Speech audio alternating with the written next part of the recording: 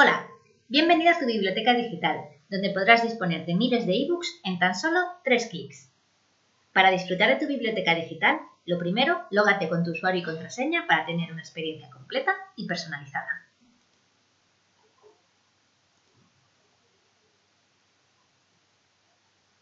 Mira entre los diferentes carruseles para encontrar el libro que más te apetezca leer, o bien usa el buscador. Puedes buscar por título o autor o editorial, entre otros. Utiliza también el buscador avanzado para refinar la búsqueda. Otra opción es dejar la caja en blanco y dar directamente sobre el botón Buscar. Así podrás utilizar todos los filtros que aparecen en el margen izquierdo. Puedes filtrar según idioma, autor, editorial, año de publicación, época, materia o incluso añadir filtros adicionales.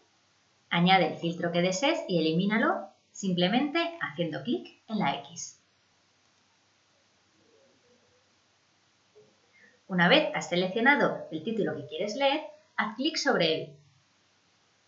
Aquí podrás encontrar toda la información, sinopsis, puntuación, recomendaciones y toda la información del propio libro. Puedes empezar a leerlo haciendo clic sobre el botón Vista previa o bien tomarlo directamente prestado haciendo clic en el botón Prestar. Así de fácil y sencillo es usar la biblioteca digital. Ya puedes empezar a disfrutar de todos tus ebooks.